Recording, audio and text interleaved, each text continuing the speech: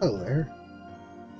Continue off where we left off last week with the genesis of Higurashi, the very weird stage play which I could not put together origin and genesis to mean it started off.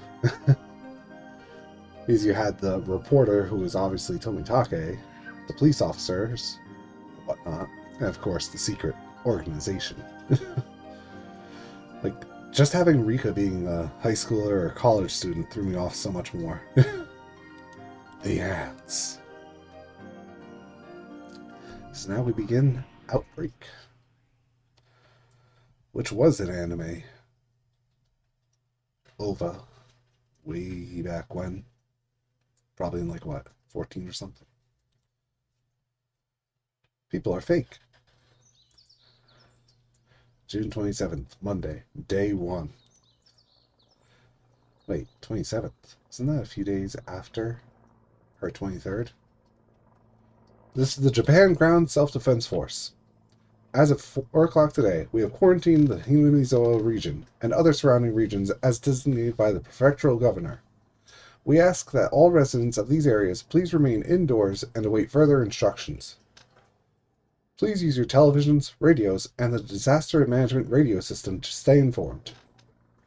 You will not be permitted to leave this district until we can confirm it is medically safe to do so. We repeat, you will not be permitted to leave this district. Any who do not comply will be dealt with according to national law. So everyone, we must ask you that you return to your homes and remain calm. It was really hard to hear that rough voice over the roar of their camouflaged helicopter. Camouflaged. Have discovered the outbreak of a previously unknown virus, classified as the H virus. This virus has been classified as one of the most hazardous of viruses by the World Health Organization. Several government sources have already confirmed an offer from the American government to provide emergency assistance in developing a vaccine. We believe our government has already begun preparations to accept their aid. This virus has an incubation period stretching 30 to 50 days, and they are scrambling to secure enough vaccines for the 2,000 quarantined residents. At the present time, all phone lines to the Hinamizawa district are flooded, and reaching anyone within is nearly impossible. The current congestion is making it difficult for the prefecture's Disaster Prevention Center to ascertain the exact situation. Furthermore, a ban on tap water and well water has been put in place. Please do not consume any water except that provided by the SDF's water trucks. In addition, illegally parking on any roads will hinder the disaster relief efforts. Please relocate your vehicles at once.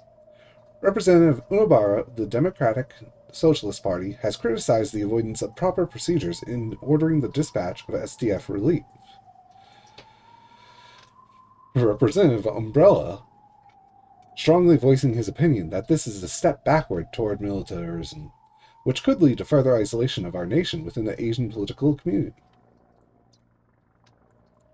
This is the XX Prefecture Disaster Prevention Center. At 12 o'clock today, we shall conduct simultaneous medical examinations in the following locations. Please follow the instructions of your town or neighborhood council as you assemble there. Please make certain you get examined unless you have extenuating circumstances. If you notice any symptoms of illness, you must... This is the JGSDF. By order of your prefectural governor, this region has been quarantined to prevent the further spread of disease. You are not permitted to leave the quarantine zone. We promise to secure food, water, other daily necessities, electricity, and communication systems for everyone. Please continue to remain calm.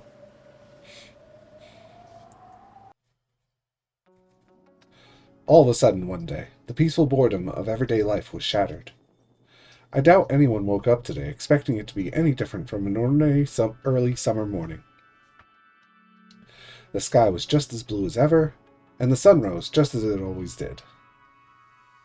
Yet, the helicopters flying at low altitudes with their speakers blaring, and the sight of traffic backed up at a blockade on the main road into the city, was enough to let everyone know that this morning was anything but normal.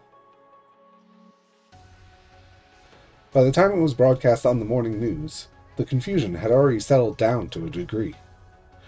The residents of Hinamizawa couldn't act like this was all happening in some distant city as they listened to the emergency broadcasts, because there was no doubt that this emergency was happening in the very town we lived in.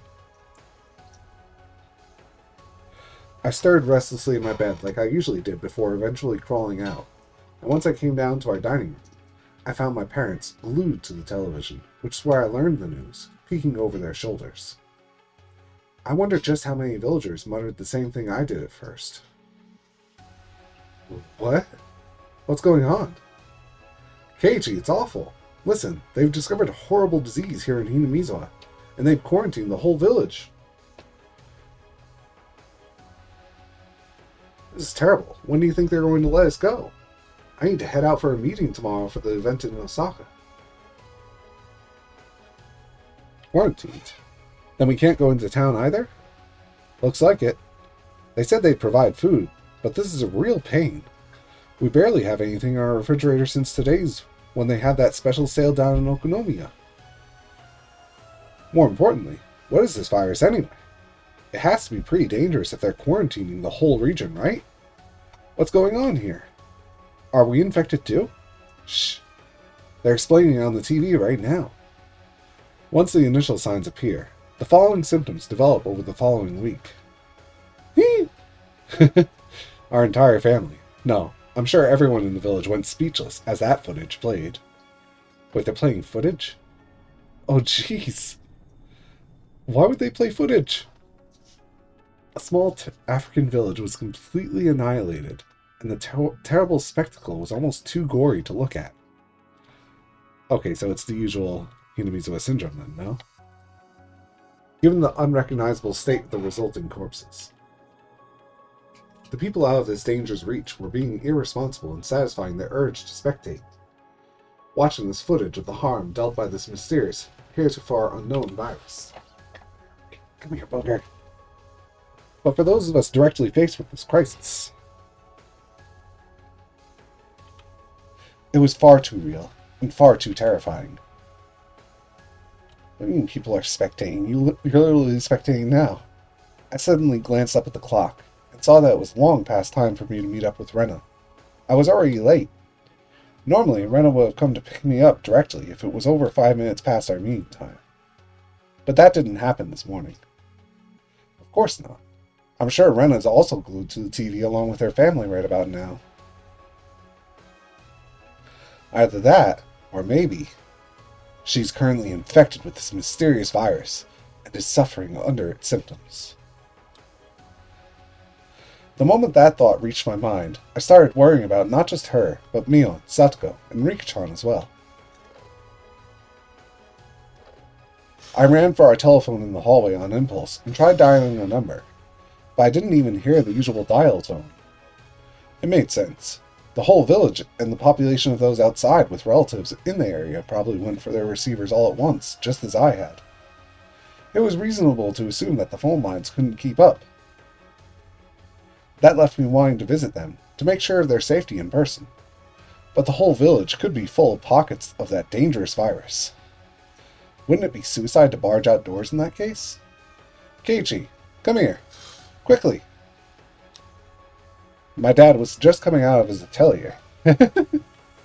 His arms were full of cardboard boxes. From what I could see, they were packed full of duct tape wrapped in unopened vinyl bags. Apparently my dad had them in stock to use with his paintings or something. I didn't even question why he had grabbed duct tape in this emergency. I understood immediately why my dad was calling for me to help. Keiichi, you cover the second floor. Shut the windows tight and seal them with duct tape. See, I really don't get this. Aren't you just going to block out all air? Like, viruses and oxygen are in the same thing. You'll probably have deaths doing this. Our air conditioner might be connected to the air outside too. Cover the AC vents with newspaper, then seal them up with duct tape. I'll cover the first floor. Your mom can cover the kitchen. Dear, it's too late for any of that. Duct tape won't do anything to keep microorganisms out. It'll still make a small difference. Just help already. My dad's tone made it clear that he wasn't going to suffer any objections. But my mom was right. She was being relatively calm, given the situation. Viruses are tiny organisms, smaller than even dust, so it was pretty delusional to think that sealing up openings with store-bought duct tape could keep them out. At the same time, I understood how my dad was feeling too. It was just so sudden. Even if there was no scientific backing to his beliefs, and even though it wouldn't make any difference, he still had to try and do something to stop it.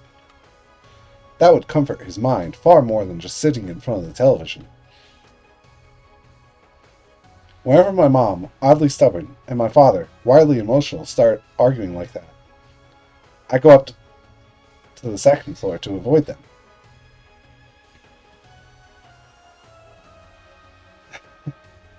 My mom was right. I knew we couldn't really do anything to prevent infection, but I shared my dad's desire to do something about it, even if it was just for my own peace of mind. I looked out the window. The grand sight before me was a view I took pride in, one that moved me deeply when I first arrived here. The magnificent scenery itself was the same view as always of Hinamizawa's beautiful traditional buildings. Yet today, there was no sight of any villagers. I couldn't spot a single villager out working the paddy fields.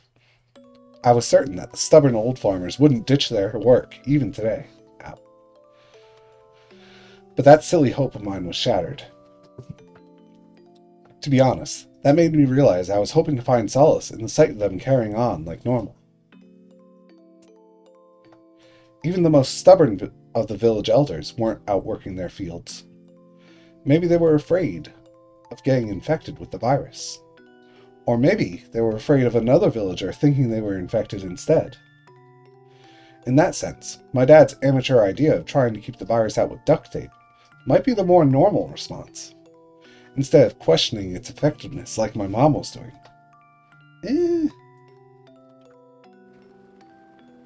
The village was shrouded in a silent fear. The only sounds to be heard were the voices over the disaster management radios and the roar of the SDF's helicopters. Those sounds only served to make the silence more chilling. Normally, the chorus of the cicadas would be starting around this time, but their chorus didn't reach the villagers' ears. Scene change.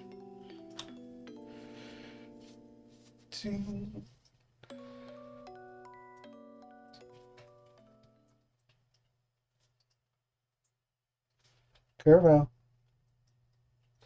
Oh, day 2 already. With the water supply shut off, we couldn't use our flush toilet. The SDF relief squad had set up portable bathrooms, but since my dad was strongly opposed to using them, the Mybar family continued to use our flush toilets without any running water. Well, your dad's already pretty insane. We had kept our bathwater to use for laundry, so we were managing by scooping that into the basin and flushing it away. There you go. According to my dad, the excrement of disease carriers would just be full of viruses. So he refused to let our family go out and use the public bathrooms, saying that was the same as going out to get ourselves infected. We didn't have that much water left in our bathtub, though. So we couldn't keep using a flush toilet without water forever. To make matters worse, since the virus involved here has a 1 month incubation period, it wasn't hard to imagine the quarantine around Hinamizawa would last even longer than that. I need to remove the cat back, hopefully.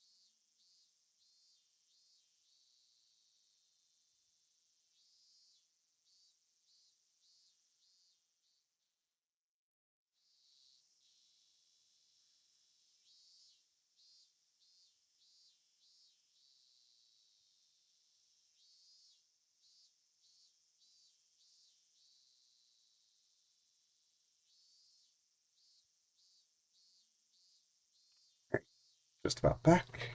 And so is the stream. Start. By my mom's quick estimate, the quarantine was likely to last 3 months.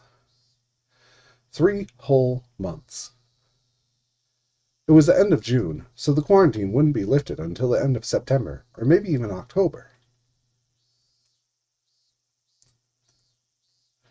That meant that the whole summer of 1983 was going to be cut away from Hinamizawa.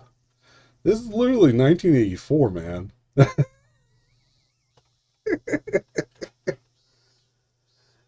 It was very tragic for us. On the first day, we were caught up in the fear that the virus was everywhere outside of our house. But then the water trucks and release flies arrived, thanks to the SDF. And once their doctors started their group examinations, we couldn't afford to stay completely shut inside any longer. Some people, like my dad, still refused to go outside even then. But they steadily started coming outside over time, both to secure necessities and assuage their fear of infection by having the doctors examine them. The same went for me. I couldn't stand staying cooped up in our creepy house with its duct-taped shutters, silently watching the television with no one but my family around. I was much more anxious to go outside and check on my friend's well-being. My dad continued to be stubborn about holding in the house, so my exasperated mom and I went to the group examinations together. Maybe he'll see Rena there? Oh, at the school. The town council our family fell under had decided to conduct the examinations in the schoolyard.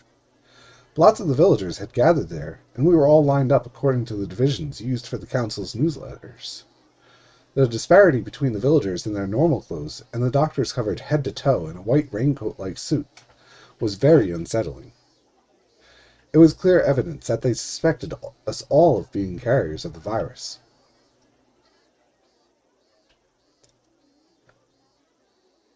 Ah, Keiichi-kun! Oh, Rena! Thank goodness you're safe. Yeah, I just ran into Michan. She was looking healthy too. Really? What about Satoko and Rika-chan? They're in a different division, so I think they had to go somewhere else. I've tried calling them a few times, but I can't get through. I tried calling several times too, but I had no luck at all.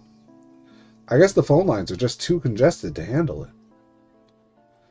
I heard a rumor that there was someone in a car who wouldn't listen to the SDF's directions, so they had an accident and crashed into a telephone pole, cutting the lines out completely.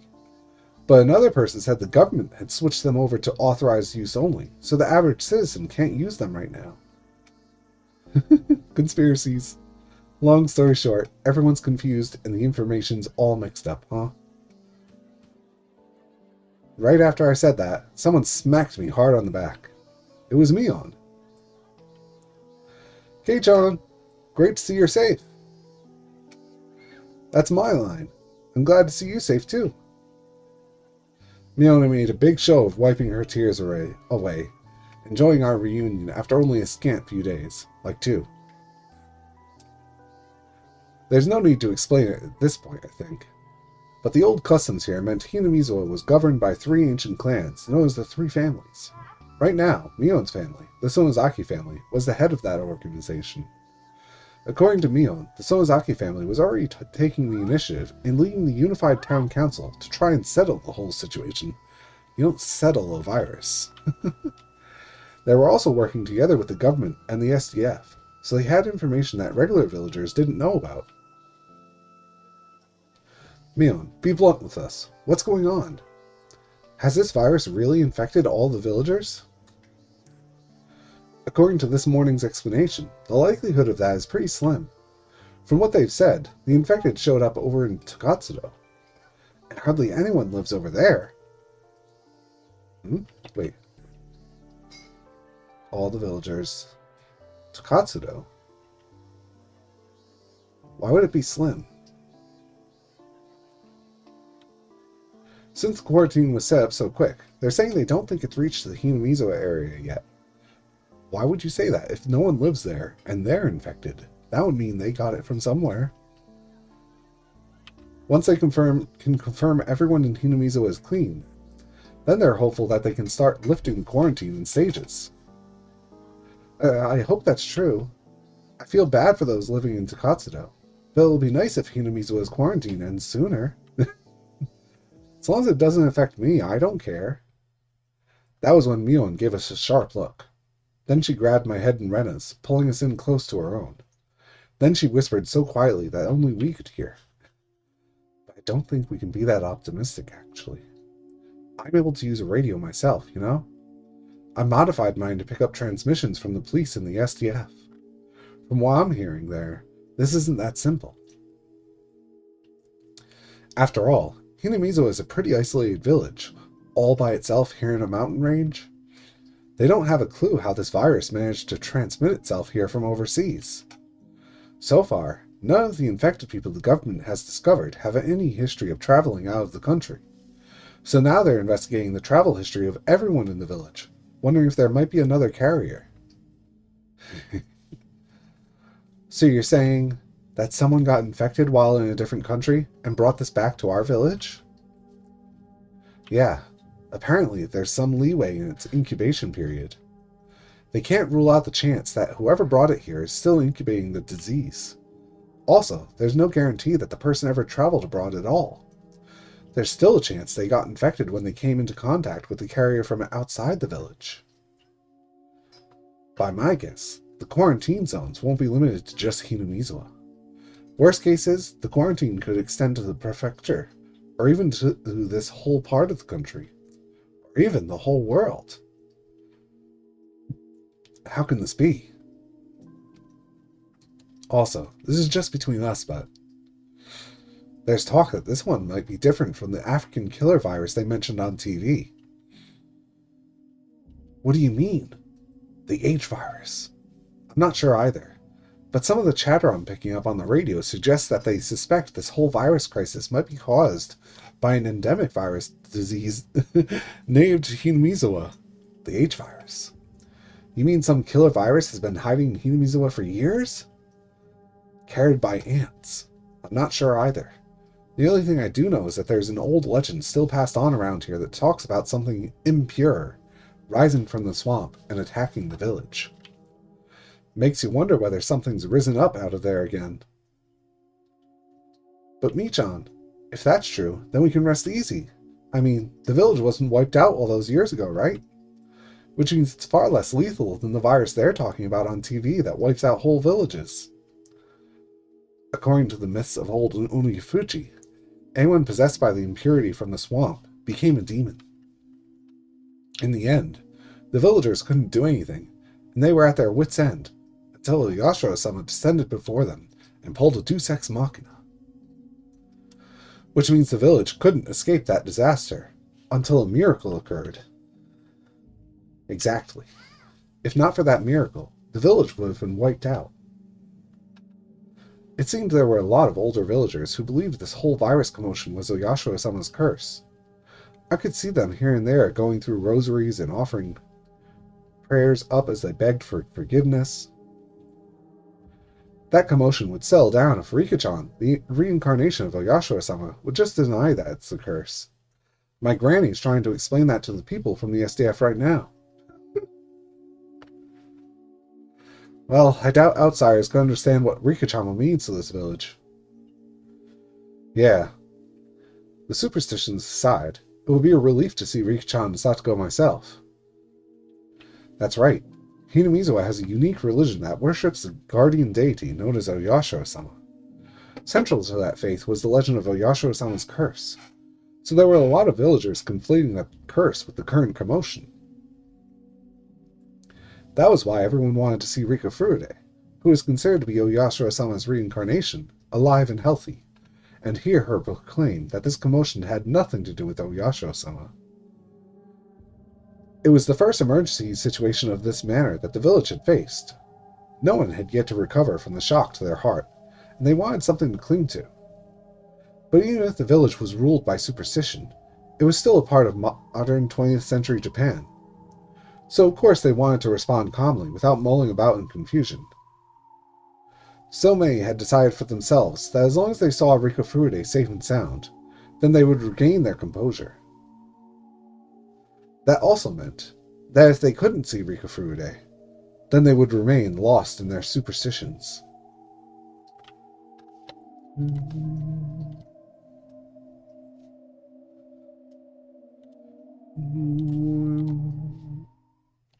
Day 3. Day 10.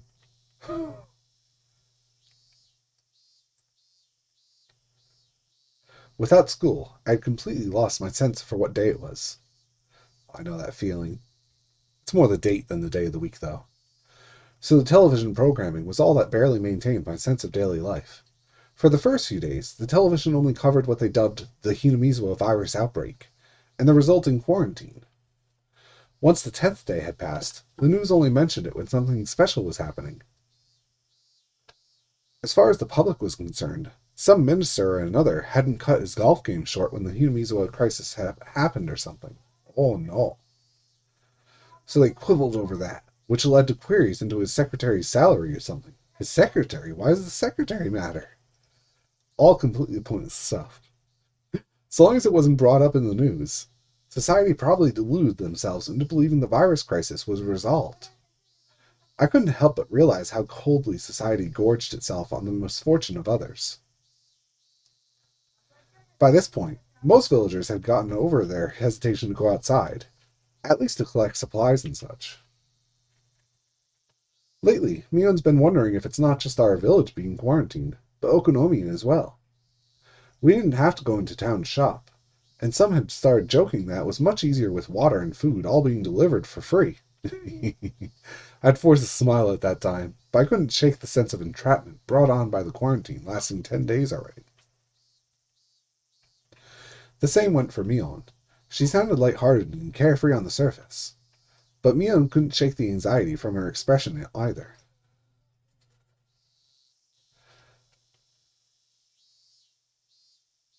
With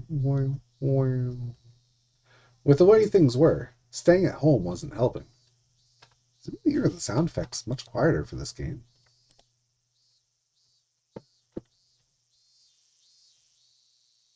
Just gonna bring it up for now. Yeah, it's still pretty quiet.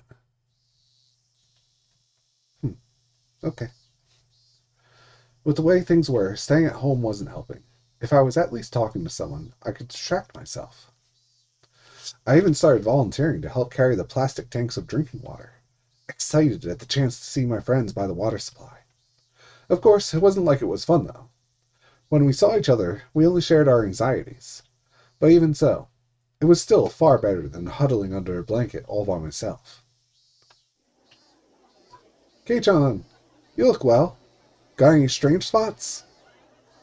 Mi-chan, that's not funny. Mion, and Rena too. Thank goodness, the phones are still out as usual. So seeing you here is a relief. Yeah, lately I've been wishing they'd reopen the school. How? If the school were to reopen, then we could all think back on our peaceful everyday lives, and do our best to pretend everything was fine. But I guess not. If I recall, Chie-sensei lives in Okonomiya, so we can't reopen the school if she can't get there because of the quarantine. Well, it's not so bad. Since school's closed over this unprecedented disaster, we should take the chance to enjoy living free like this. Mion's personality was truly valuable in times like this. She could get the conversation going easily, and make it as light as our usual everyday chatter. But in the end, she brought the conversation back to our worries about our current situation. Oh, right. Rena, Kei-chan. Don't get upset, but listen. This is just between us, okay? Mion drew us both behind cover and lowered her voice to a whisper. What? What is it, Mi-chan? Have you learned something new? The SDF gave us a good enough explanation when the quarantine first started, but lately they haven't made any more announcements about the ongoing situation. There's no more explanations needed. It's like, you're currently quarantined for a deadly virus that incubates for up to 50 days, and it's been only 10 days. That meant we were left with nothing but rumors and word of mouth, so let's spread more rumors. But since we were further isolated based on how we were divided under the council, the villagers had limited interaction with each other, and even those rumors weren't able to get around well enough. Fortunately enough, our village had a decent amount of amateur radio fans, so they were using their radios to contact each other. Mion was one of the people using her radio to check how the other quarantined areas were doing, trying to get a grasp of the full state of Hinamizawa. Well, our phone lines still haven't recovered, so the radios are really crucial in times like these. So, did you learn anything? Yes. Well, it sounds like it's true that Rika-chan's been taken into custody, and no one knows what's going on with her. She took a brief pause after that. The Sonozaki family had been strongly requesting that Rika Furude go around the village, so they could wipe away any fears of Oyashiro-sama's curse, but those demands kept getting ignored.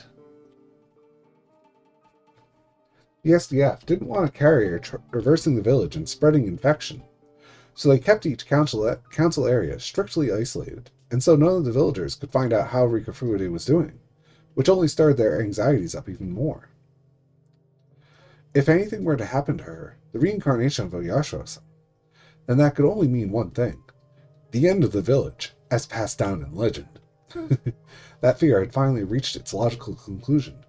If they couldn't get information on Rika Furude, then something had happened to her, and the SDF was trying to cover it up. That fear has made its way into rumor. Everyone denied those rumors, of course, but the only way to get rid of them was for the villagers to see Rika Furude safe and sound. That wasn't happening, though. So the villagers' collective anxiety was only growing stronger.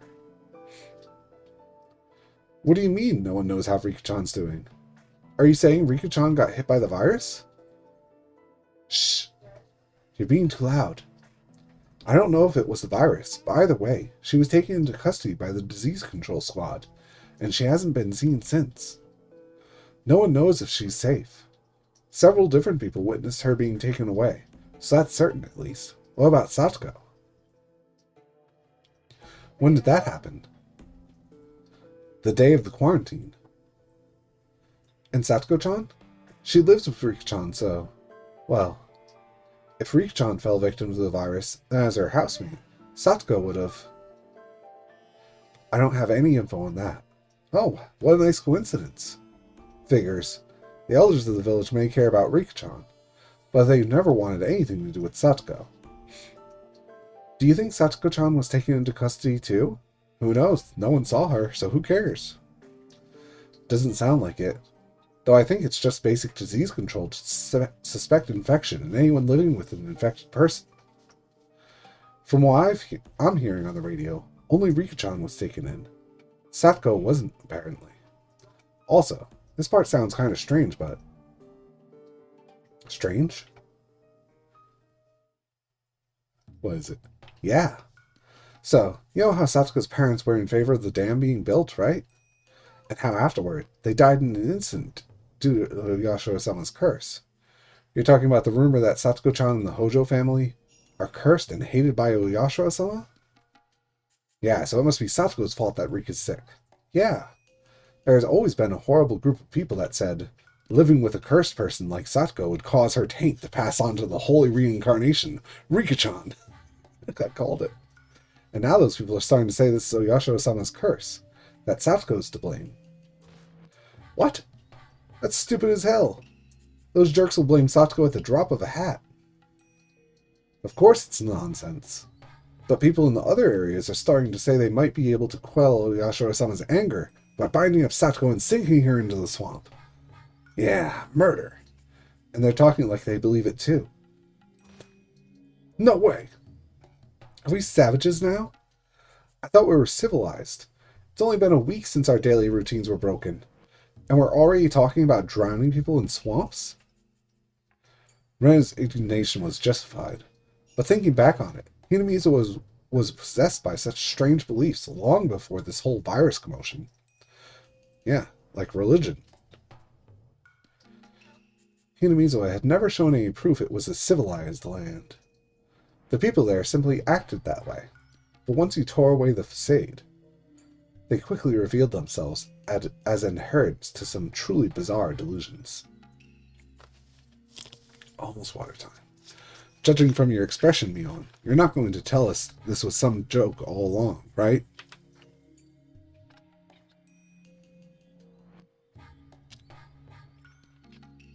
Silence.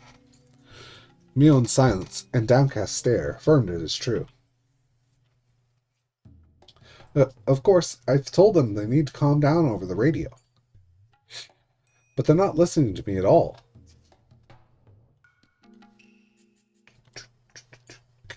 Shit. If Ryuchan's been taken into custody, that means Satoko is currently living in that storage hut all by herself? She's in danger if they try to pull anything, isn't she? True. There's only so much Satoko-chan can do by herself. Wouldn't it be better to shelter her in our area? Wouldn't it? Rena's suggestion was a good one.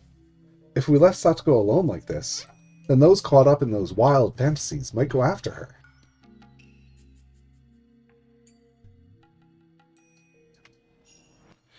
But whose home would we shelter her in? My dad's too paranoid to even go outside, so it wouldn't be mine. According to Mion, the rumors that Satoko was already infected with the virus are being spread as though they're true. Word of mouth, that primitive means of communication, was all Hinamizuwa had. It was easy for rumors to work their way into such communication. And because of mass psychology, people convince themselves those statements are true, embellishing them even farther until they become an established fact. At that point, the truth won't matter. Satoko will effectively become one of the infected.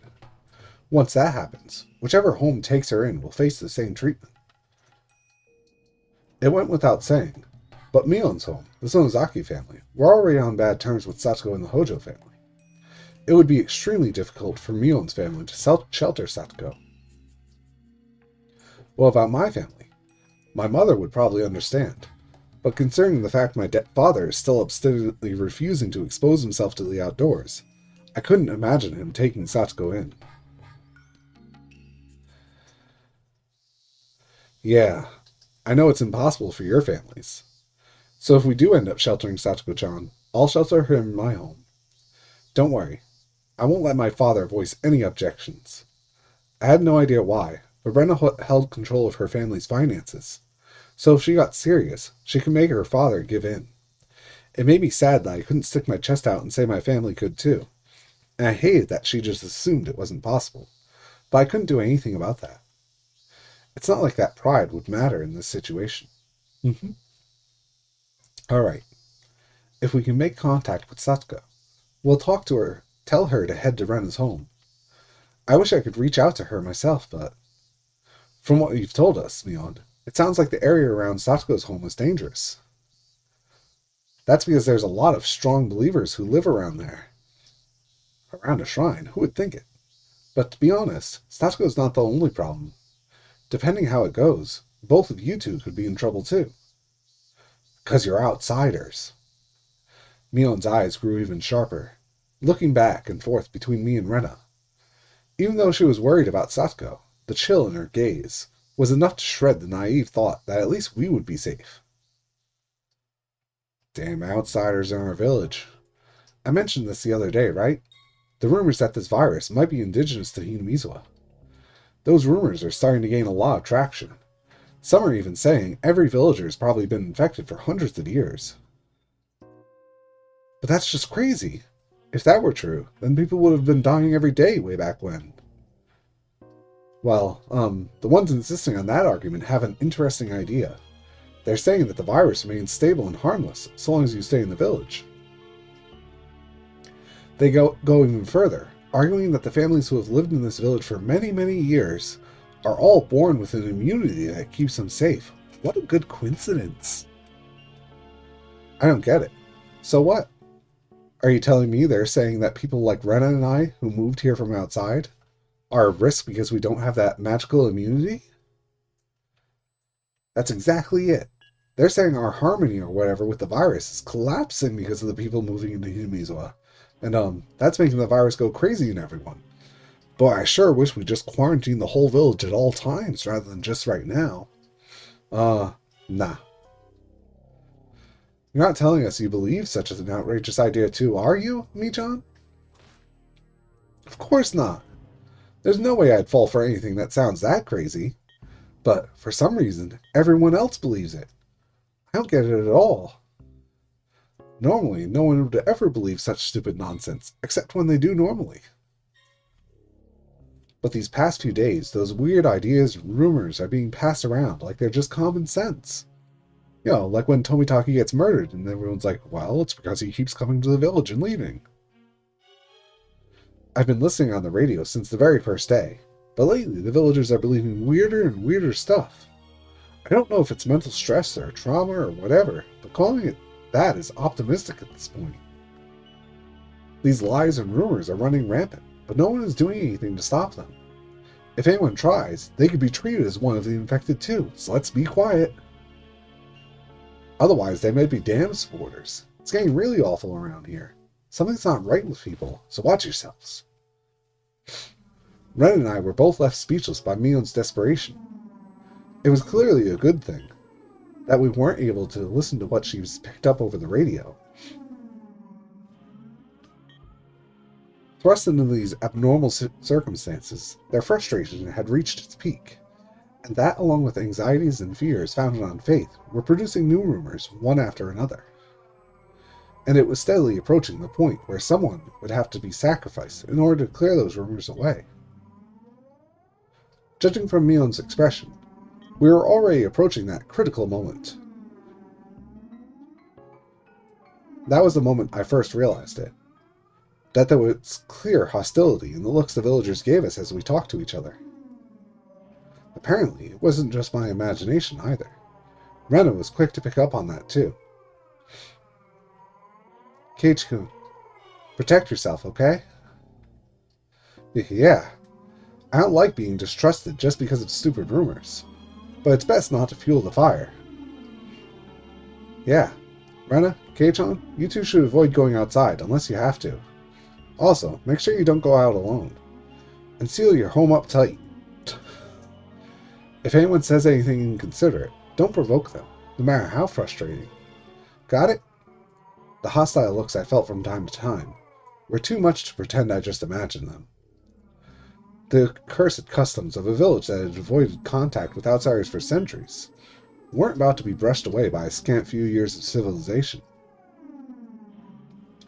Ren and I could only nod in acknowledgement of Mion's warning, the tense look clear on our faces. End scene. Skip 15 days.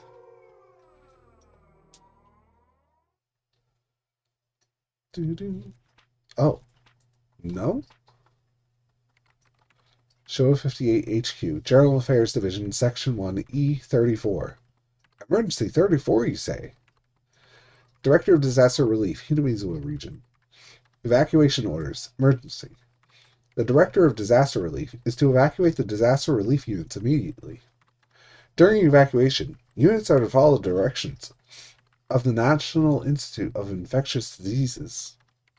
Notes. Orders. The disaster relief units will follow the directions of the National Institute of Infectious Diseases and evacuate to the designated zone outside the quarantine. Reason. The routine blood test detected a positive reaction for the type N173 virus in 4 squad members. This proves that the disaster relief unit's current equipment is ineffective at preventing infection.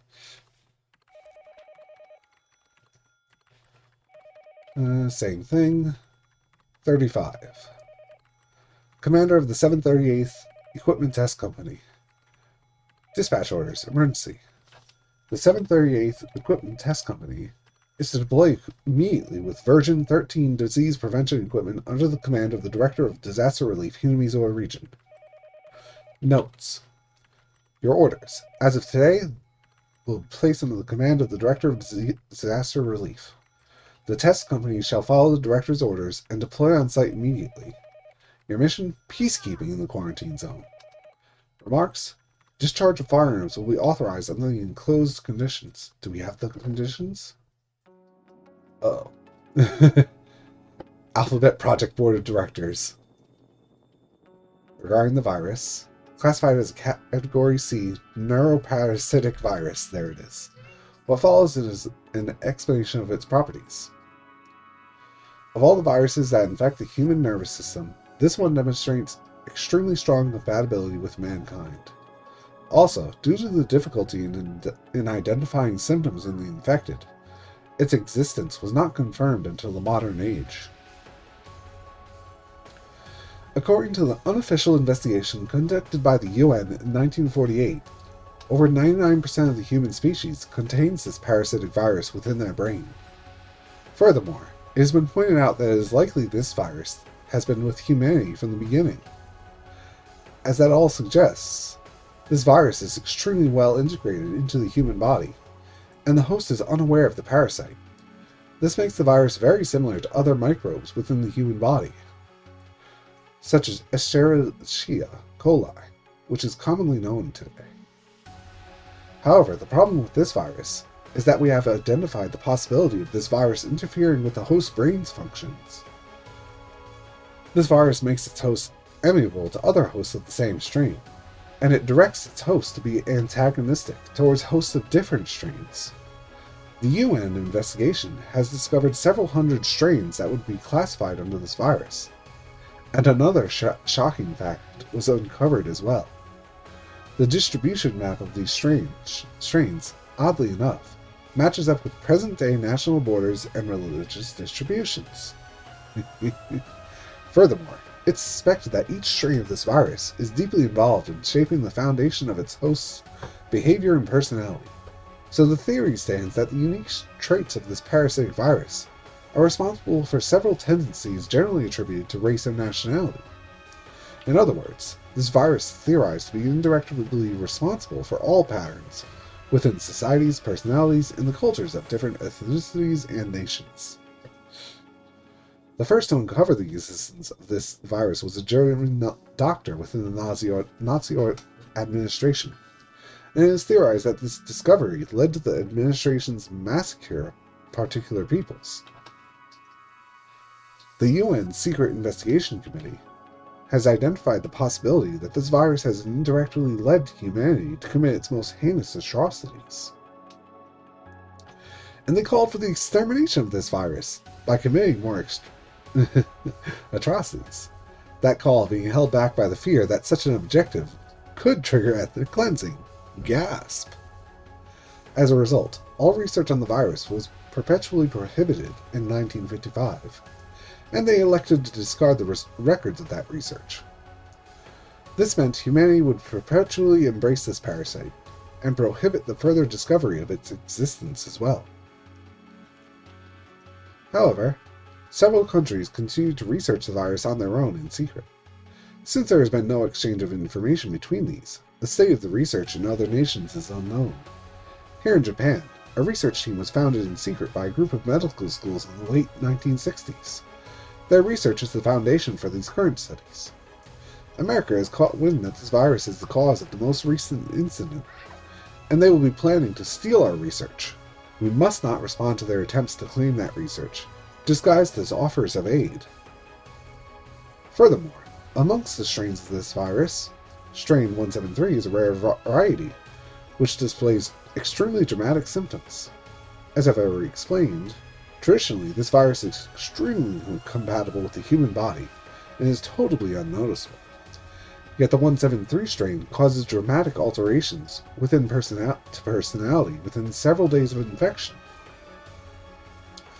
The most significant change is the promotion of anxiety and aggression. Yet it retains the unique aspects of this virus, guiding those changes in psychology to occur naturally. The infected residents of the Higurashi region already tend to strongly exhibit those tendencies, and have demonstrated the potential to cause certain catastrophes, mass riots, mass murder, within short periods of time. Direction of this matter should immediately be given over to the Alphabet Project, and as such, it should be carefully investigated as one of our nation's assets. I'm confident that research into this matter will contribute to our national interests. Furthermore, the suppression of riots caused by this matter can only be conducted by the Alphabet Board of Directors, which possesses extrajudicial authority. I hope that you will consider these factors before making your decision tomorrow. Iwashi. Ah, my nose. Excuse me.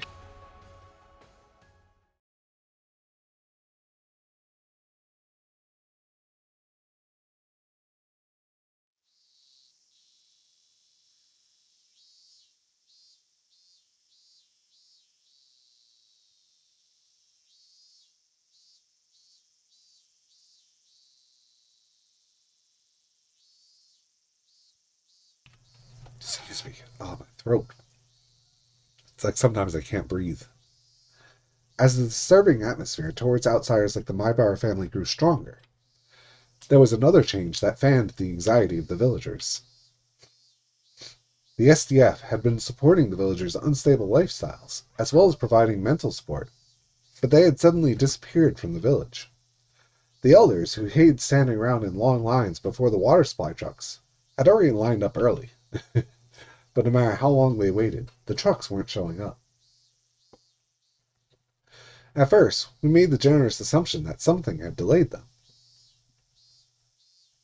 But the fact that the SDF's deliveries had always been punctual before only worked against them, fanning anxieties even higher.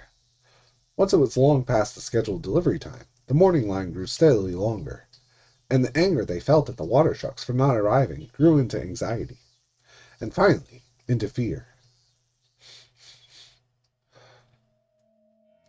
The situation rapidly grew worse, and finally people began whispering that the SDF had abandoned us. Anyone would be shocked after hearing that rumor. The actions of the SDF were the final dam maintaining the village's sanity. With that dam suddenly removed, it was easy to feel as though the village had been cast out of Japan. However, there were a few villagers who weren't frightened by the SDF's disappearance. They had taken an optimistic view and assumed the quarantine would be lifted. Hooray! Those people even tried to leave the village. Yet something strange occurred at the barricades sealing us off.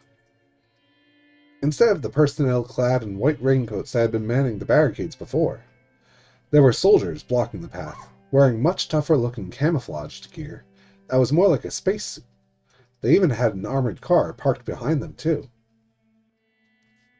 Now, why did the villagers insist on calling them soldiers? Because they had guns. At the very least, none of the SDF members performing relief efforts had carried guns. Not only were the soldiers carrying their own guns, but the armored car also had a heavy machine gun stationed at its top hatch, and they aimed its muzzle at the villagers without hesitation. After aiming, they issued a warning, too. This is the Japan Ground Self-Defense Force. You are not permitted to leave the quarantine zone. Please return to your homes at once. Seeing and hearing that made them certain. Circumstances had changed. The commotion about this dangerous virus had progressed to the point where it was beyond the SDF's control. So they abandoned providing aid to the village and were trying to seal it away.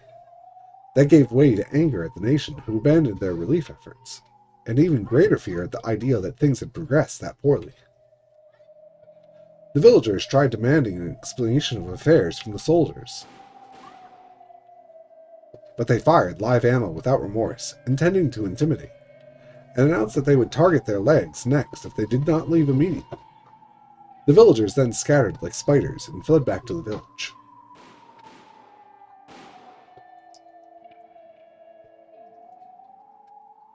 Afterwards, their story grew exaggerated, and people started saying some of them were actually shot and wounded, or even dead, causing even further turmoil. Actually, there's still a chance the part about warning fire was all made up too, but there's no way to verify that anymore, and no need to, because that story wasn't being proven false, so it had already become truth. On top of that, some kind of jamming wave was emitted from somewhere, suddenly making the radios useless, leaving word of mouth as the only means of communication, which increased the turmoil even further.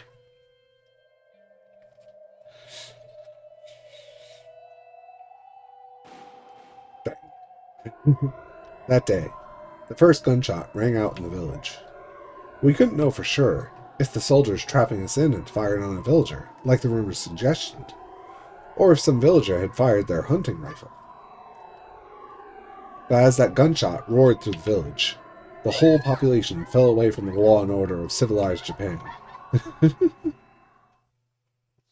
The town council used their network to reach out and explain there was a mistake in the organization of the relief efforts on the SDF's side, and that due to the mistake, it would be some time before the relief efforts resumed.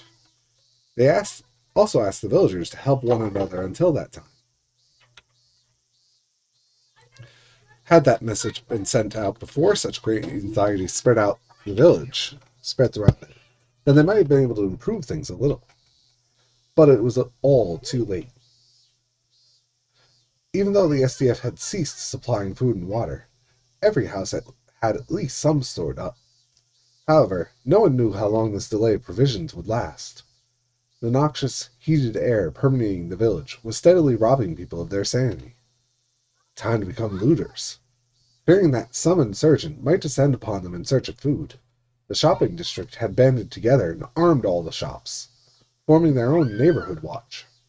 Barricades taken from the dam site were lined up at the entrance to the shopping district. We are closed indefinitely. If you have no business here, you may not set foot within. If you still insist on entering, then please discuss with us on a case-by-case basis. Read the sign they had posted up where the residents of the shopping district took their turn standing watch with hunting rifles. There was also another small flyer beside it. Those living in Takatsudo, please go away. That one was based on the rumors of the infected in Takatsudo. However, as the rumors continued to grow, there would likely be more signs posted next to it prohibiting other regions as well. For a moment, we thought that we might be able to have more interaction, now that the SDF was no longer quarantining us separately. But the youth groups in each town council quickly took up that mantle of isolation. Everyone believed that their area had yet to become infected, but everyone else's, and they could remain safe if they kept out people from the other areas. Hinamizu was fundamentally a farming village, but there were several people who had made their living through hunting since long ago, so the number of hunting rifles wasn't exactly small. Because of that, those who owned one volunteered to serve as guards. The number who volunteered directly translated into that town council's power. Either that, or it became their power to blur the line between fantasy and reality, in order to realize their delusions of persecution. That day, it was July 7th, the day of Tanabata. When we turned the television on, it displayed images of cute young children writing their wishes on boards and stretching out to hang them on bamboo stalks. Yet here in Hinamizawa, our Tanabata involved posted signs rejecting the infected up on violent-looking barricades, while many took up hunting rifles and glared at each other suspiciously. It was hard to believe this was still the same Japan. Boy, that sure escalated quickly. Now what? That night.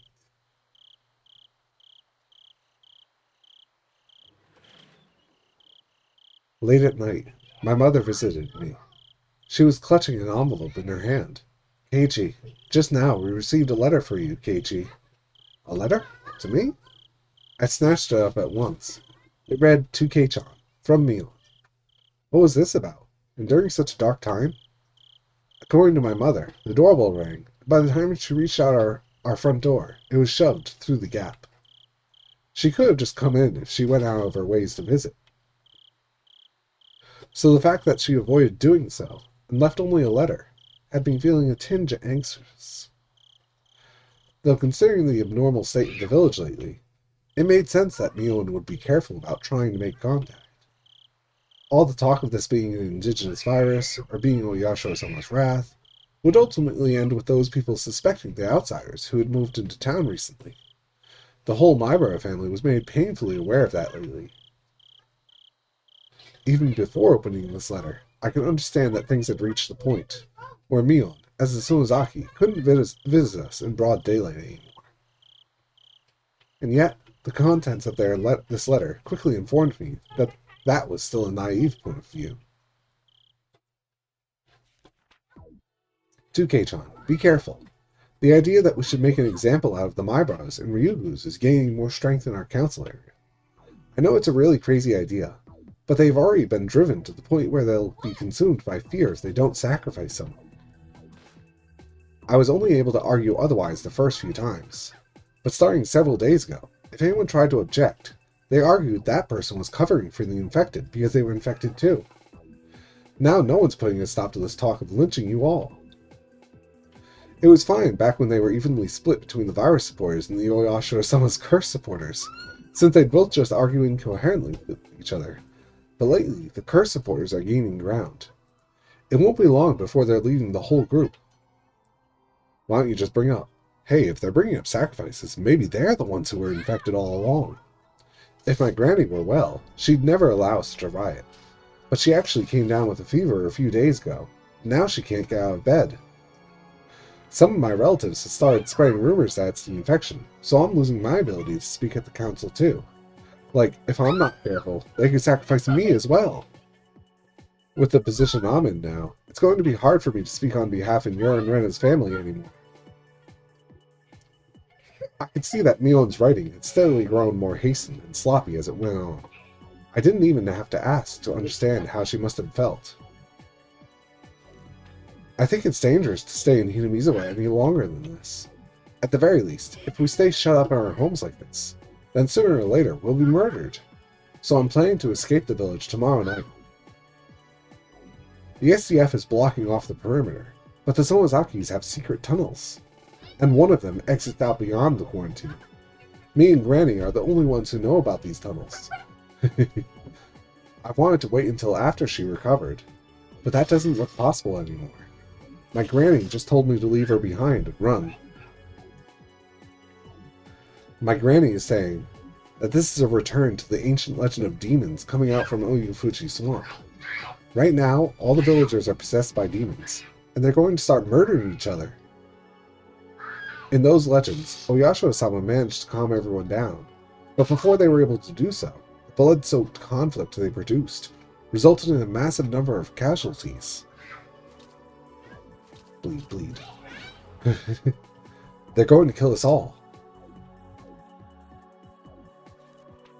That brings me to the main point. Tell your family tonight about all this, and have them get ready, Kei-chan. I'll come for you all tomorrow night, and then we'll escape. Bring your cash, insurance card, bank book, and family seal. Also, fill your backpack with clothes and daily necessities, but don't let it get too heavy. Don't bring anything you have to carry. Not even a baseball bat. Make absolutely certain you can use both hands. For shoes, wear a comfortable pair you can walk easily in.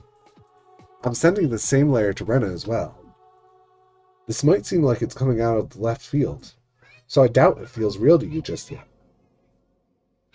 But trust me, I've been to the town council meetings and the gatherings of the three families, so I have a very clear idea of just how crazy this village has become. You need to understand how dangerous this is. Even if you have faith in and do everything I've asked, I'm estimating only a 10% possibility at best of you, me, Rena, and our families all escaping Hinamizawa safely. That was the end of Mion's letter. What the hell? This whole situation was too much for me to take in, and so I gripped my head. Yet Mion had entrusted this letter to me, and asked me to trust her, knowing I'd feel that way. Once I took 3 deep breaths, I was able to realize that the danger Mion spoke of wasn't too far-fetched, considering the festering attitude that had filled Hinamizawa lately.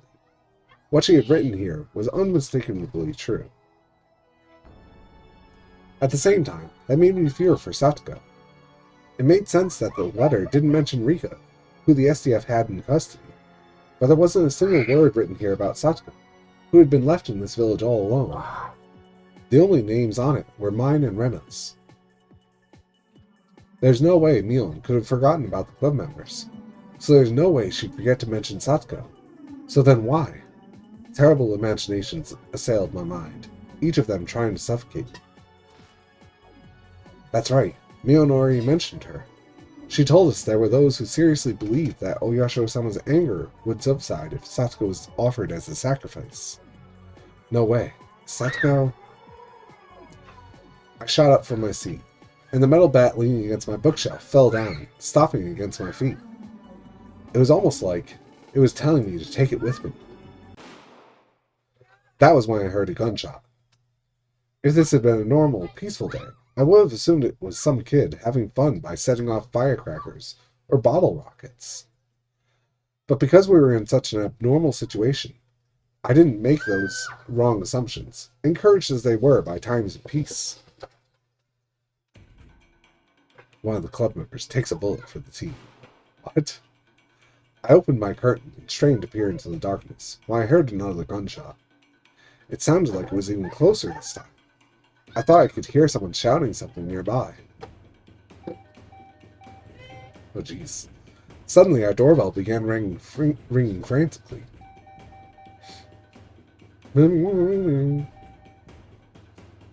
My mind became clear. All unnecessary noise vanished from my thoughts. It felt like I didn't even need to breathe, and in that vacuum state, I picked up the metal bat at my feet and raced for the front door. He actually has the metal bat. At the entrance, I found my mom cowering, and my dad running in from the kitchen with a carving knife. Up until a moment ago, I would have thought it strange for my dad to respond so violently, but in this exact moment, that actually felt like the proper response. My mom looked back at my dad, wondering if it was safe to open the door. He had her step away from it. The button for our doorbell was pressed at our gate, so whoever had pressed it had now come through our gate and was standing in front of the house. Then there was a bang, bang, bang, bang, bang, knocking violently on our door. Who is it? My father shouted. They answered immediately. Good evening, it's Riku. Please let me in. It's Rena. I leapt out from behind my father. From the sound of Rena's voice, this was an emergency, and we needed to open the door right away. Even if we were plunged into a nightmare situation where the villagers had started a bloodbath, we club members would never doubt each other. What? Mion, are you alright? She's not alright. We need to hurry and stop the bleeding. Rena was carrying a blood-soaked Mion, whose breathing was fading fast. Asking if she was alright was just a waste of time, not even a social courtesy.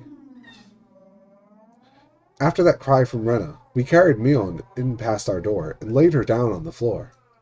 Mion's left shoulder was badly injured, and her clothes were stained red with blood. Her clothes were supposed to be yellow. The shirt Mion loved to wear in free time, that bright yellow shirt she always wore once school was over, that symbol of all our fun times together, that shirt that I was always happy to see, was now completely stained to purest red. Hey, she needs help. Grab a towel or something. Mion was holding her wound with a handkerchief, but the blood continued to spill from it. Her handkerchief would have dripped blood if it were wrung out. It was impossible to tell what color or design it used to be, and whether it was Mion's favorite. What on earth happened? Rena-chan, what's going on here? My father asked without putting away his knife. Rena frowned, having difficulty deciding where to even begin. Her expression made it clear that we didn't have time for her to explain. But did we even need an explanation? The bright red blood staining her body from when she carried Mion was better than any words at conveying the urgency of the situation. Oh, jeez. Also, we could soon explain it much faster than any explanation Rena might produce, because moments later we heard a tremendous bang outside our front door. Did she have a gunshot wound? Why are there so many bangs?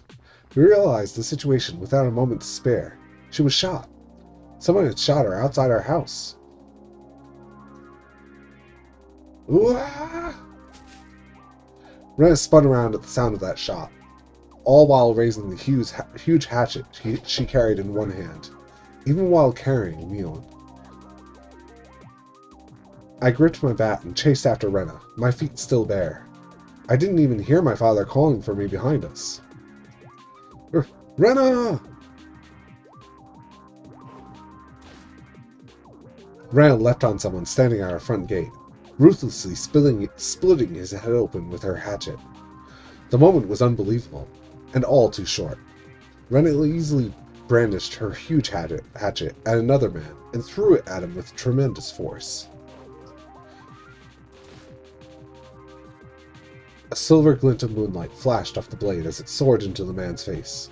The man let out a short cry, as a small, dark spray spewed from his head.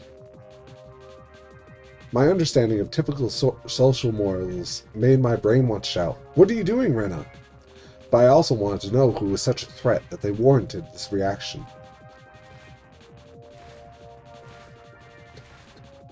Jeez. Once Rena reached the man stumbling around with her hatchet in his face, she roughly yanked it out, then slammed the long hatchet into his head over and over. The man begged repeatedly for her to stop, but Rena didn't listen to him at all. Once she confirmed he wasn't moving anymore, she spoke. "Killing someone means that you're ready to be killed in return, so don't take it lightly." It was almost like those words were meant for me. From Rena's perspective, I probably looked like I was still too accustomed to peace to understand the emergency we faced. But that was when Rena turned around and shouted, "That man's still alive!" Huh? Oh! The man Rena first defeated, the man that fired a gun at our front door, was clutching his forehead and trying to stand.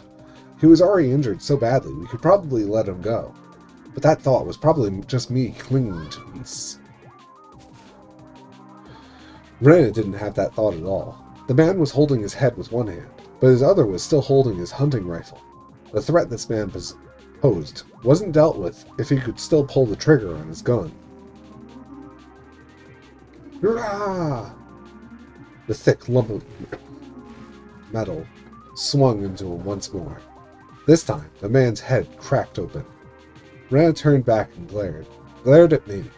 I was closest to that man, not Rena. Rena had shouted so I could take him down. Yeah, I stood there, spacing out, so Rena attacked him. He'd had a gun. If he had been quicker, Rena couldn't have done anything from her position. That's why she entrusted him to me. But I just stood there blankly, still unable to grasp the situation. Her stern expression made me realize that, so I immediately apologized. Sorry.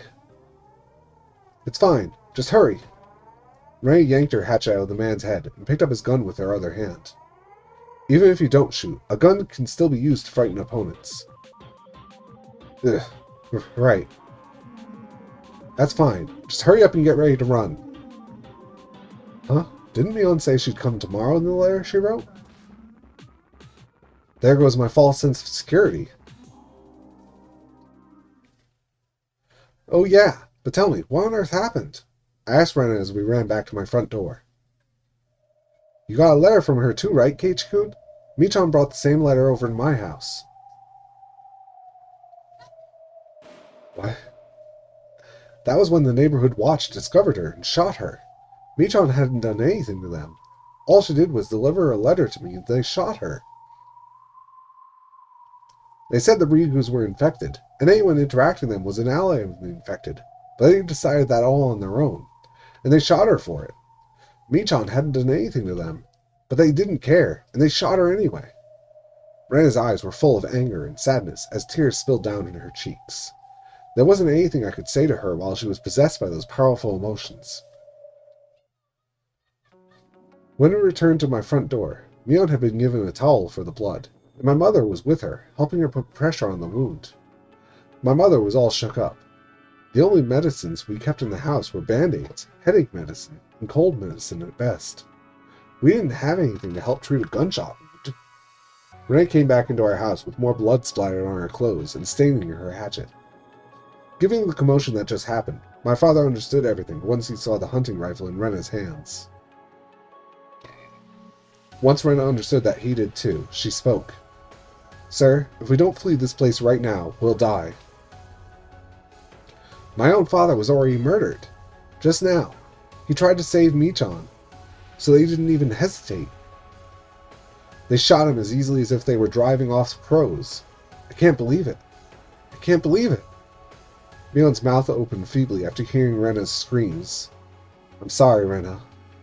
If I hadn't screwed up, I'm really sorry. It's not your fault, Michan, and I don't hate anyone anymore. Those who deserved my hatred have all paid the proper price. So did the man who shot you, Michan. Just moments ago, Rena watched her father got murdered and Mion got shot. And then she dragged herself out of that hell, where even her own life was in danger. The expression on her face was one I had never glimpsed in her daily life. And it made me realize just how hellish it had all been for her. Anyway, you need to get ready to run right now. The others are already closing in. Why? What are the villagers coming here for? What are they trying to do? They aren't going to see a bunch of corpses outside my house and be like, oh, they must have killed each other. There was no need to ask for an answer from Mion's bloody mouth. That was why my father swallowed his confusion, and after clearing his throat, simply asked one thing. Run? To where? There's a hidden tunnel in Michan's secret basement that none of the villagers know about. So long as we can make it there, we should be able to pull through. Cough, cough. Ray explained what was written in the letter on Mion's behalf. Mion still tried to explain, but ended up coughing instead. Dad, Mom, we don't have a moment to waste. Let's run. Right. Let's go. My father registered the pressing danger, and it only took several seconds to abandon his morals as an average member of normal society before nodding. But my mother couldn't make a quick decision. But if we run, what'll happen to our home? We don't know what's going to happen. If the villagers come here, they may very well burn our house down. But if my mother understood that, then her hesitation didn't make any sense. If they were willing to burn down our home, then what good would holding up inside do? Who knows what they would do to us then? My mother wasn't an idiot. Well, maybe that's exactly why she was so confused. At this moment, my father, who had been on edge since the first day of the quarantine, was the one acting reasonable. Still, my mother managed to regain some sense, so she went back in and grabbed only her handbag with our bankbook. My father took the hunting rifle from Rena. He boasted that he knew how to handle one after using a similar type of airgun, but it was up to the listener to determine how reassuring that sounded. Mion told us to leave her behind since she'd only slow us down, but Rena slapped her hard after that suggestion. No. Without you, we won't know where the secret basement is. Don't abandon your responsibility so lightly. Now take us there. With you around, I can't die an easy death at all. It looked like Mion had recovered enough energy to talk back at least. But we couldn't leave her wound untreated forever. If we don't get a proper doctor to look at her, then all that blood loss will lead to disaster. Hey, Michan. We don't have time to debate this, so give me an answer. Ren glared at Mion with a dry expression, and asked her just one thing. Satsuko? Why were you suggesting we should escape without Satsuko-chan? My nose. Yeah. I wondered that myself. Excuse me a moment.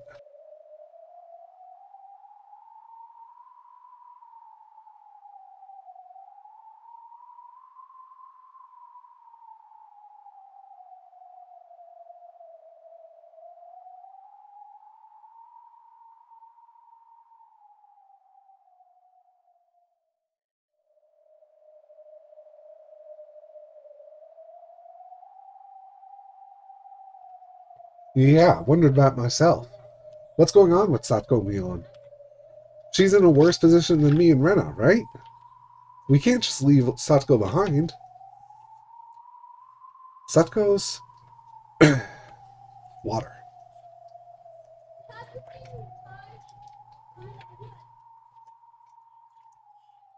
Mion trailed off, but Rena wasn't allowing her to get away with just that. If she's dead, then just tell us. If you don't, then we're going to believe she's still alive. Without thinking, I narrowed my eyes tight.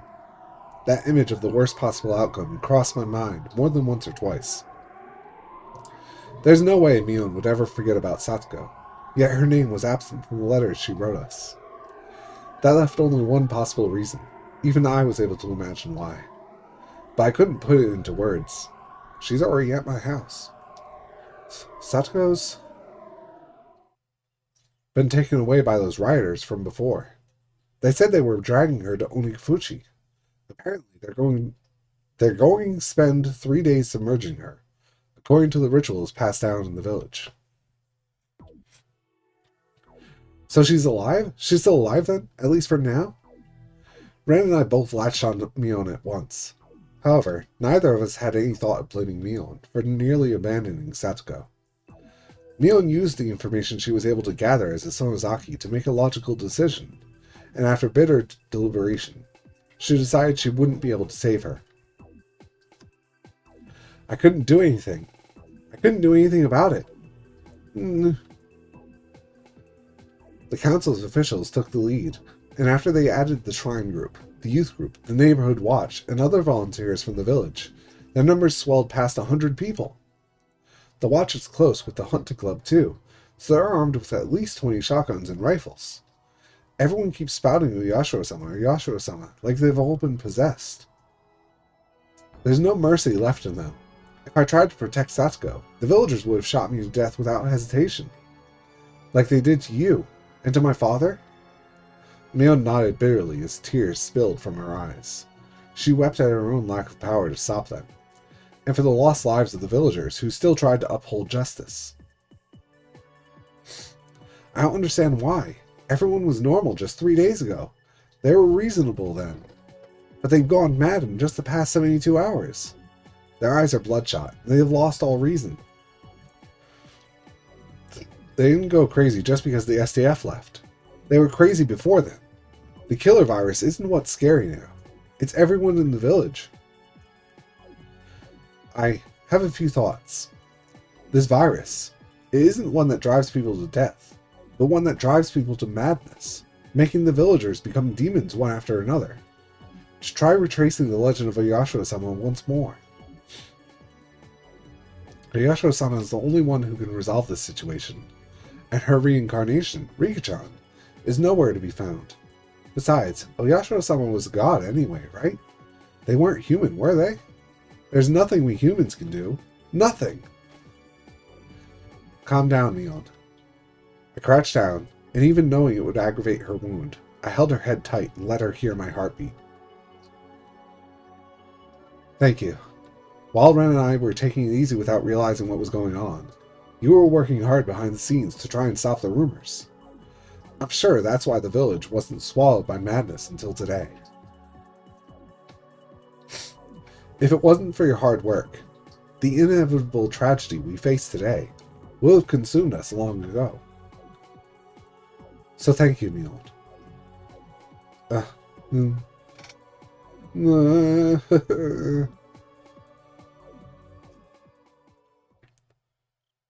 Mion was in the deepest ranks of the Sonozakis, and even though she's just a kid like us, she fought all this time. She fought against the overwhelming madness of the village up until the very end. With her efforts acknowledged, she cried into Keiichi's chest. The tears she was shedding now were slightly different than the ones she'd shed before. Rena, I know you might want to blame Mion, but I don't plan on blaming her at all. That's actually good to hear.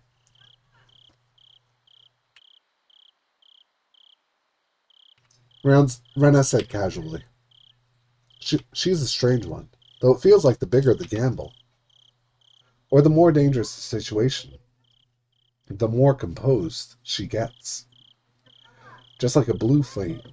At first glance, it looks like it's just burning quietly, but it burns far hotter than a red one does.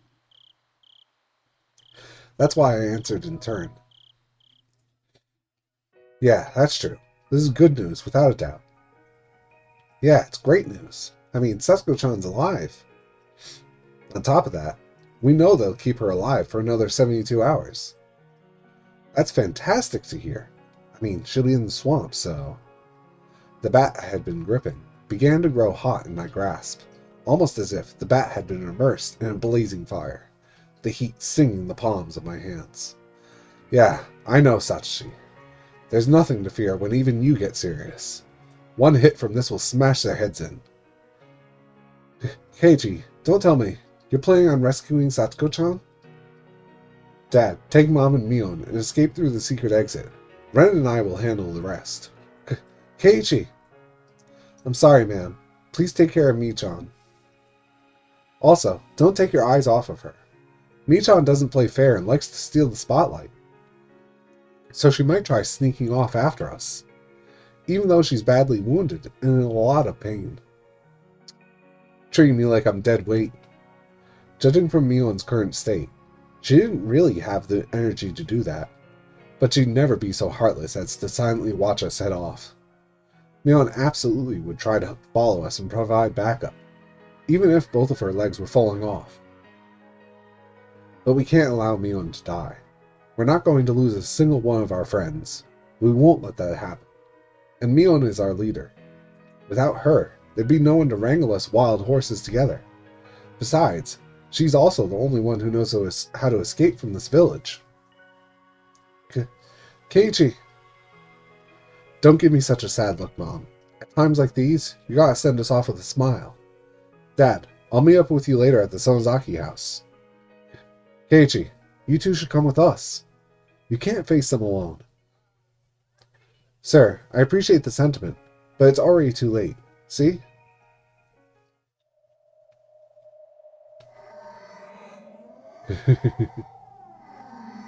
Rena flung open the door, and we heard the hustling movements of a huge crowd, chanting Oyasho-sama over and over like some creepy sutra.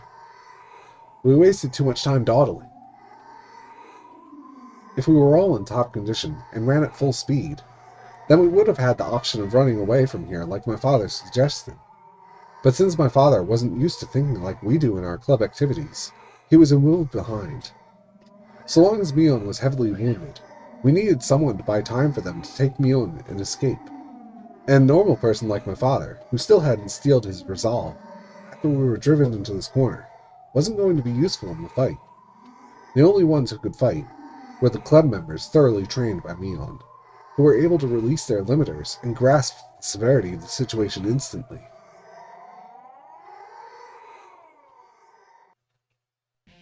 Let's go, Keiichi-kun.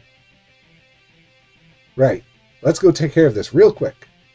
The bright farewell Rena and Keiichi left for his parents was almost the same as when they headed to school in the morning. But they didn't have their bags. Instead, they carried a hatchet and a metal bat. They weren't wearing their uniforms either. No, what they wore was enough of a uniform. Their blood-soaked clothes were a more than fitting uniform for that mad and crimson night. We exited out the front and closed the door behind us, silently willing the others to run in that time. Beyond the door, there were the lights of several flashlights swaying like the breaths of ravenous beasts. Every one of them was chanting Oyasho-sama's name as they drew closer. There were probably the same number of people as our class. Wow, just over 20, huh? You think they can win? You think they can win? I'm betting they do. Well, amateurs would believe that when there's 20 of them together. What a foolish bunch they are. If they tried to settle things peacefully, they might have held out a little longer. But they made a grave mistake. Yeah, they did. They attacked Mion. They kidnapped Satsuko. They went after our club. They took our club. That sealed their fate. Ren and I practically slid forward as we ran and hid behind the gateposts on the sides. Our quick movements were like a panther's after its prey. They certainly weren't the movements of a cornered rat. In this situation, it was... No, with the composure they showed, it was hard to tell who was being hunted. I wonder why. Even though we're facing so many people, I'm not afraid at all. That much is strange. I wonder why, too.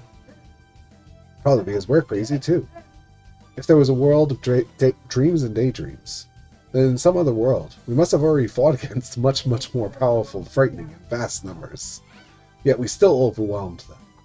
So it didn't feel like we were going to lose to people like this. Hey, Keiichi-kun, when Michan was talking to us earlier, when you said you thought that was good news too, I thought it was good news for a different reason. What? What other reason? It sounds fun, so tell me. Or wait, have I already figured it out? Right now, Rena was wearing the same expression as me, and smiling with confidence. It's not so much that you figured it out, as it just doesn't matter to you at all, really. Then tell me, what was this good news for you? Well, our enemies are the town council's shrine group, the youth group, and the neighborhood watch, totaling a little over 100, right?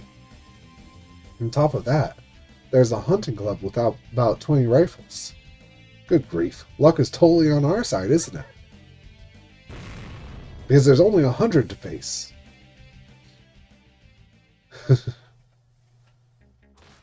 There's not enough of them to go around. I was convinced the whole village was our enemy. I was ready to crush all 2,000 people in Hinamizawa, so I was almost disappointed to hear there were so few. 100 people in 72 hours? And there's only 20 here. They're underestimating us. They're absolutely underestimating us. Taking down 100 foes in 72 hours when Ren and I are both serious? Think we'll have time to spare? Nah, there won't be enough. You think they'll give us trouble? Idiot. That's not what I meant. I chuckled. Together we laughed. The 20 that had picked a fight with Mion were drawing closer. Then they finally got in range to attack. Now, let's have some fun. Let's have lots and lots of fun over these next 72 hours. Satsuko-chan, wait up for us. The 3-day-long Crimson Tragedy was about to begin.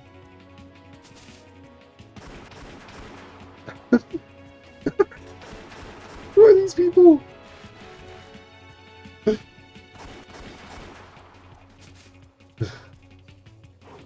Wow, even another new model. Or sprite, I mean.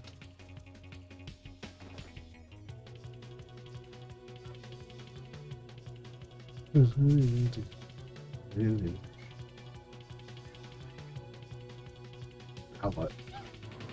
Oh, it's Rika. And Hanyu?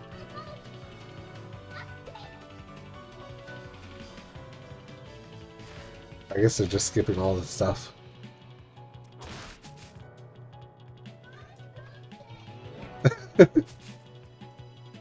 Oh, and there's Mion. Alright, we quieted down. The club members were stationed on a hill overlooking Okunomiya. There was Keiichi, Rena, and Mion. Also, Rika and Satsuko, who they had rescued. They were all in worn-out clothes, covered in dirt and stains and dust, or otherwise soiled with blood. Those 3 bright red days were violently long, and passed by without a moment to spare on sleep. All of them were there, without anyone missing. The ferocious battle certainly did take place. But to the club members, only the result, their victory, was important. The deadly combat that led to this point was no longer worth remembering. I love that. We don't even need to talk about this. All that mattered was that everyone had safely gathered here. What was even more important than that was the sight of Okunomiya in the distance. It hadn't ended. From here, it was plain to see that the madness hadn't remained limited to Hinamizawa. The town of Okunomiya, too. I had a faint suspicion about this. This still isn't over yet, is it? Has this virus commotion only spread to Okunomiya? Or do you think it's spreading even further? I can't tell by looking from here. Has the whole world gone to ruin? I don't know, but we're all here. It's not like everyone in Hinamizawa went crazy either. That's true. There are still those who retain their sanity, even now. I'm sure there are some in Okunomiya as well. Like Shion. We might need to scout it out first. I figured you'd say that. We have to see for ourselves whether the world's really been destroyed or not. The village is about to run out of food and daily necessities. We threw off our pursuers, but there's no need to stay in the village. I'm worried about Shion-san. In that case, it's settled. Let's go into town, to Okunomiya. Rika? I'll stay here. Rika. I'll stay behind in Hinamizawa. Because once this commotion is settled, I'll need to tell them this is where they belong. I couldn't understand all of what Rika was saying, But I could understand. She said she'd remain in the village by herself. No way. That's dangerous, Rika. Those guys are still out searching for you, you know. I'll be alright. I'm good at hide and seek. Nippon. Rika smiled like she usually did, showing us that we had no chance of breaking her resolve. Because Satoko was her best friend, she understood there was no convincing Rika once she gave us that look. Rika-chan, you don't need to worry about me. I'd rather you go check on the world. Is this the beginning of the end to this commotion? Or is it already over? I want you to figure that out. After telling us that, Rika waved her hand goodbye. We all prayed for Rika's safety, and then slowly set off. Behind us, Rika spoke with a beautiful smile and a clear voice. Fight! Oh, you guys! Oh, whoops. Whoopsie, I skipped the credits. I didn't expect it just to end like that. Rip. Well, I guess we're ending right around Cat you-know-what time. I'm not going to say his name or that word, because otherwise he'll be activated. So I'll just end here in a few minutes. But I guess that's really just a chapter of, if the emergency manual isn't played out, basically. Because they knew about the virus, right? I know it was the Nazi doctors and whatnot, but there was also, what's it called? People in Japan were still researching it, even though they weren't supposed to be. Oh, hi, Teaspoon. What kind? Did you watch, like, Chapter 5 or something? Or what was it? Or did they do Chapter 6 too? I forget already. I just ended on the Outbreak chapter. Yeah, Chapter 6 is the real one that, like, gives you basically everything, if I remember right. No, 7 is the one that gives you the last bits you need. Chapter 6 was Rena's, which is like, it gives you a whole bunch. And it gives you the last real hint you can figure it out with, basically, I feel. But man, is that an ending. I just finished this chapter and skipped the credits, so I'm just going to start that for myself for after. But I'm actually ending up in a few minutes, and I'll finish the last chapter of Higurashi Hope Plus. Yep. So, next stream will be tonight in 8 hours for Lethal Company. And otherwise, I'll be finishing this next week, and it'll be the last Higurashi, I believe. Because all I have is one chapter. Well, the multiple worlds, it's sort of something you could get from chapter 4. Because if you remember, Rena was like, I'm going to be killed, and she also had information. Yeah, that one is revealed in chapter 7. And it's like, I don't know how you're supposed to know that, because the only time that happens is in chapter 3. So it's like you only get that hint once. And you're supposed to assume that happens in the previous 2, I guess. But it's like it's not hinted in the previous 2 at all. That's why I feel like it's a lot of red herrings. Where it's like you can't really figure it out, even though they do tell you it. If anyone says they figured it out, they were lying, basically. Well, I'm just going to end the stream, so you have a good rest of your night, Teaspoon. I think it's just like heavy emotions, is why I'd say. Because Keiichi had such heavy emotions in that first chapter, when he was killing them and whatnot. And then Rena, no, well, Rena did a bit, but yeah, that's basically how I see it. It's just heavy emotions allow them to remember such moments. Yeah, exactly. Alright, I'm going to go ahead and end on this. You have fun with those last 2 chapters once they do come out. Because, boy, is that next one a real doozy. See ya.